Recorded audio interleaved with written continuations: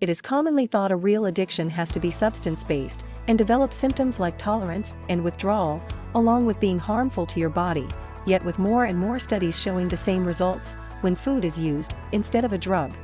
We now know that food can definitively be an addiction. Here's how it works.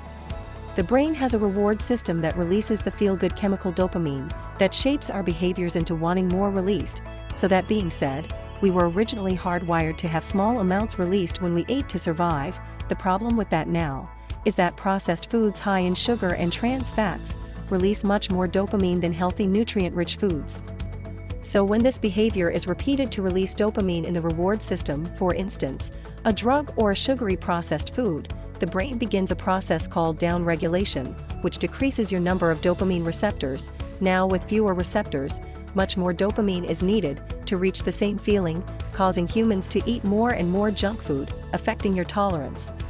With fewer dopamine receptors and less dopamine activity, if a person wasn't able to access junk food and felt unhappy and displeasure, that would be classified as withdrawal. So you're probably wondering, what foods are the most addictive?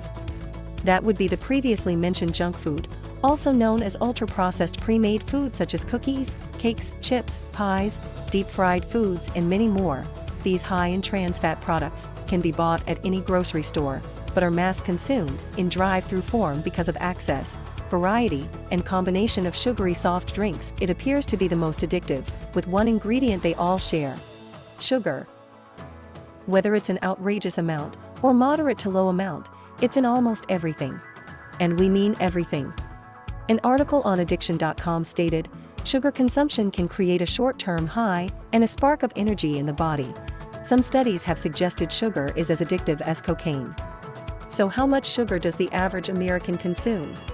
According to the New Hampshire Department of Health and Human Services, a whopping 152 pounds a year, which is about 3 pounds a week. It's no wonder that the U.S. has such staggering rates of heart disease, risk of cancer, and type 2 diabetes, all linked to high sugar consumption. So, what about foods that aren't considered junk food, don't come from a drive-through, and maybe even marketed as somewhat of a healthier choice? For instance, labels that say sugar-free or zero sugar. These are commonly sweetened with a sugar alias. Many manufacturers use different names for sugar to throw you off. It's a widely used tactic in all types of foods and drinks associated with being known as a healthy alternative.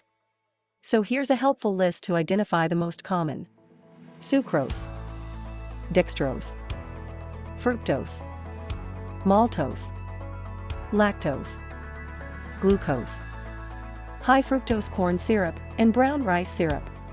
Now that we're learning more about food addiction, what are some symptoms to look for?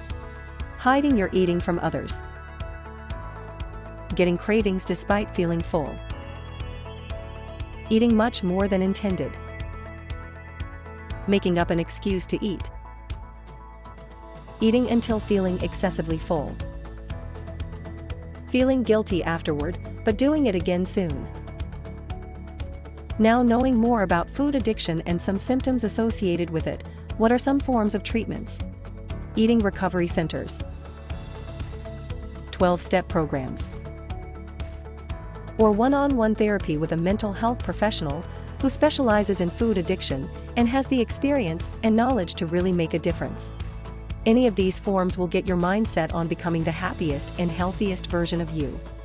If you would enjoy seeing more videos on strengthening your mental health and your body, check out Fit Mind Fit You's YouTube channel, where we upload helpful content about fighting mental illness while becoming fit. Thanks for watching.